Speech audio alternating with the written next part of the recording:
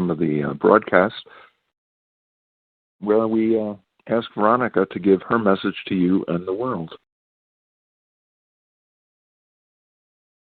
The sun came up today. Whether it was cloudy or rather it was not readily available, but you are on a planet. You are in a solar system. The sun rises and the sun sets. Whether you can see the sun or not physically is probably irrelevant. What you need to see and feel is the energy of the sun, the broad power of electricity that it creates. And to be able to see the sun rise within yourself every day, whether it physically does or not, is important. So if you have a blizzard going on, or there's bad weather going on, and there's no sun to be seen anywhere, it's important to internally allow the sun to rise. Because under the light of the sun, in its concepts, is the ability to create whatever you want. The sun is life-giving. The sun brightens things up so that you can see more clearly. The warmth of the sun on your skin is a sublime moment. You can create that in your mind, even if it's, raining hard or snowing up to your knees. You can still create it. And what we're basically saying is that the sun creates an atmosphere of hope. When the sun rises, everyone's like, ooh, it's a new day. It's a new opportunity to begin again. That needs to be filed away in your thought process. Even if the sun is not physically shining, it needs to shine within you internally. Decide that you're going to allow that to happen, no matter what is occurring. If you have some high dramatic or some negativity that's going on, take a moment to allow the sun to rise within your energy. Allow the light to pour out of you through your eyes and through your personality. That is what all should aspire to. Allowing the sun, metaphorically, to shine through you. So decide every day that's what you're going to do. And even if you're met with abrupt negativity or you're met with someone who's just impossible, still let the sun shine. Because maybe a teeny little bit of it will rub off on this extremely negative person and they'll have an epiphany. Always hope for epiphany. So tomorrow, when you know the sun is rising, allow it to rise in you as well. Thank you, Veronica. This is a question from Ross. Anyway, Ross asks, when we die, essentially, will all of our past lives be known? As soon as you step out of the linear, everything that you've ever experienced becomes available to you because you're not thinking in a linear manner anymore. So everything you've ever experienced, everyone you've ever been, every nuance of experience is available to you. That is why we say you most likely shouldn't make any big decisions. Like many will say to us, I'm never incarnating again. And we say, well, that is certainly a valid thing. And you certainly can choose that. But most likely you will choose it from the perspective of all your awareness rather than just this singular linear life you're living. So yes, you can have it. Okay, I have a follow-up question. Veronica, when you say you can have it, I think there's, from experience, there's an awful lot of nuance on both sides. So the fact that you can do something doesn't mean you will do something, because you may not have the experience. I mean, half the times, you may not even realize you're dead for a while until your guides get through and say, hey, guess what, you're dead. So, and it also takes knowledge and awareness to even figure that out. And some people are more evolved than others in that regard. I've certainly talked to a bunch of people who had no access whatsoever. They could. So yes, you can, in my opinion, but it takes a certain amount of skill and knowledge and awareness, which is maybe a good idea to think about these things while you're still physical. But let's see what Veronica says. No matter what soul age you are or how much experience you have, the fact remains, unless you're a very young soul, that when you cross over, you are met by guides, you have discussion, and you do have the ability to take a look at the vast array of experience that you've had. Now, of course, whether or not you embrace it depends upon, again, how much you're aware, how much expansive your consciousness is. But most of the time, there is some sort of impact by knowing all of the other experiences that you've had. Unless you're extremely young and maybe first or second time out, you might not remember and dive right back into the dense linear because you think that's all there is. Thank you, Veronica. And I might add, avoid watching the evening news, which is always negative. Here's a question for Veronica. How can spirit entities see without having eyes? And how can spirit entities hear without having ears? Because everything is frequency. We look through the April Crawford's eyes, but the vision part of it in the physical is not always sharp and clear. But what we do see is the frequency of those around us. Like we're looking across and we see the Alan Crawford. We're not seeing him with physical eyes so much. Using April's, we can do it minorly, but it's frequency and the vibration. And the same holds true for hearing. We hear the vibration of the tones that you put out. So it's not so much a physical linear experience, it's more of an energetic experience, and something that allows us to see more clearly into the forms we are talking to. And if we're talking to someone over the phone, we can sense their energy and move into it to see it clearly, but not see it with eyes, but to see it by frequency. Thank you, Veronica.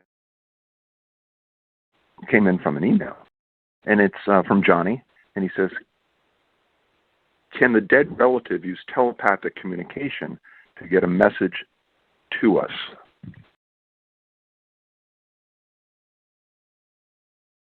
Yes, they can use telepathics to get a message to you, but you have to remember that they are now without form.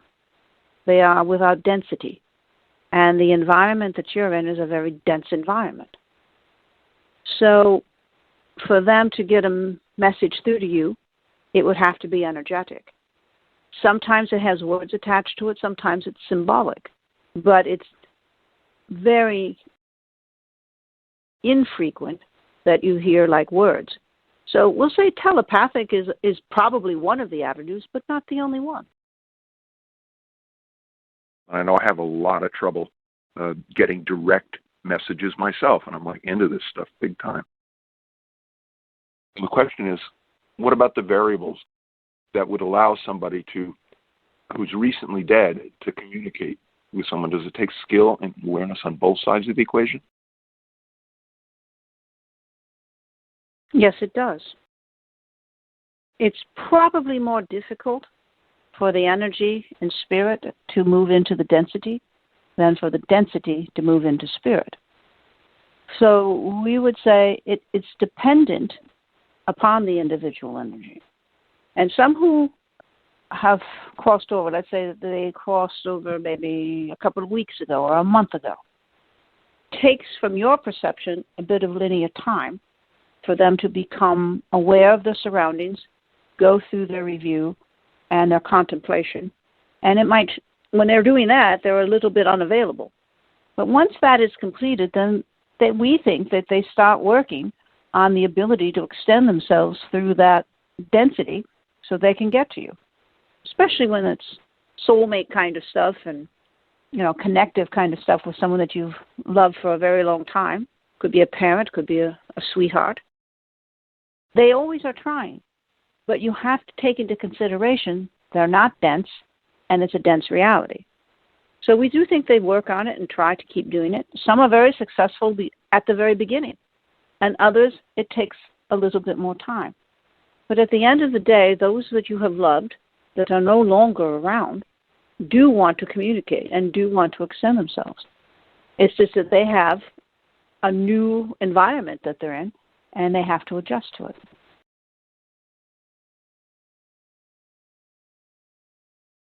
Okay, thank you, Veronica. Here's another one directly related to parallel lives that also came in from emails from Adrian. It says, Dear Veronica, I understand that we're living parallel lives. My question is, when we leave this plane on, are our parallel lives also finished? Now, this is a question that Veronica answered in the newsletter, but for those who don't get the newsletter and only listen to the podcast, I thought it would be good for Veronica to speak on the subject. Each individual that is incarnate does have parallel lives. They can vary from 2 or 3 all the way up to maybe 20 or 30 parallel lives. Each of them are involved in a timeline of some sort. If one parallel life decides to opt out of physical reality, the other, say 10 lives, do continue. They are not synced up, or nor are they in harmony. Because for you to live to, say, the age of 90 in one life and maybe the age of 20 in another life happens. So though they're not synced up, they're very different, and you can have one remaining life that's sort of dangling out there and keeps going even after all the other parallel lives have gone home, so to speak. So no, they are not synced up and very different and varied in how they evolve themselves. Thank you, Veronica. Now, I have another question about kind of like how you do things. And that is, you talk to people from all around the world. They call in and have readings. And they're not just from all these different countries, some of them quite diverse, but also from different cultures. I'm talking about really different cultures and different religions. So on the one hand, you've got someone who's in Japan who barely speaks English, and it has a certain religious and cultural context. And then Native Americans, we've also talked completely different. And then all the different religions in different countries, and even some that don't speak English, and they have a translator there with them to relay what you say back to the person asking the question. And we're talking all continents except Antarctica. So if you're down there in Antarctica, come on. Anyway, Veronica, my question is, how can you be sensitive to all of these different variables, and especially then all the different variables of subjects that people talk to, and take it far enough so that they get it and they get great value out of it, but not so far that you scare them, like if they have really steeped religious belief or something. And so I guess that's the crux of my question. Like, how can you be sensitive to all these people? And I don't mean just, but how do you do it? You just know because you're a causal plane entity. You have to, talk to their spirit guides, or how do you figure it out? We are a causal plane entity, to be truly honest. But when we work with individual energy, there are some who are very steeped in their linear dogma. It doesn't serve their growth to challenge that.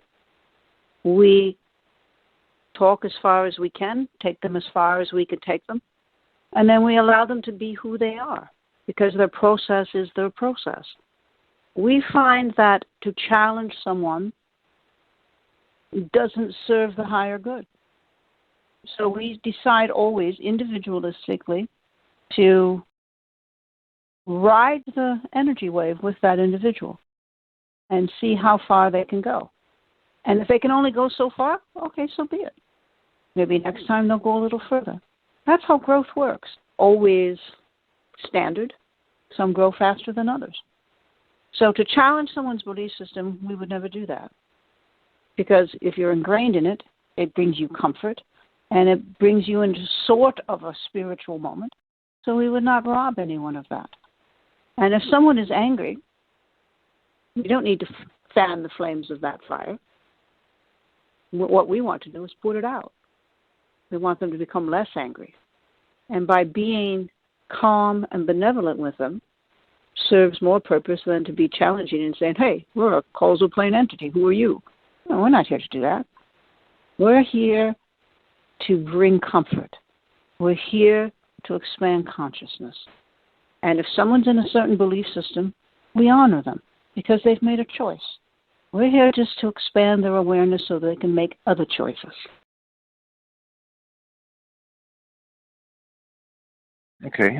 Thank you, Veronica. And as a final question before, some people write in and they want to know, because they get the newsletter and even if they listen to these broadcasts, they want to know, when people get readings, is it general, broad audience kind of stuff, which we have to pretty much do for the main section of the Inner Whispers newsletter, although the Dear Veronica sections are individual. But they want to know, if they talk to you, are you talking to them individually, specifically, or is it like reading the astrology papers in the Sunday Times? When we connect to someone individually, and even if we're in a group, connect to someone individually, it's all about them. We narrow down the focus and we look merely into their energy and how that energy is interacting with the bigger energy. It's not standard. It's not broad. And sometimes we have people say, whoa, how did you know that? Because we can move into their energy and see it. So no, it's not a broad picture. It's a very individualistic, personal picture. Thank you, Veronica.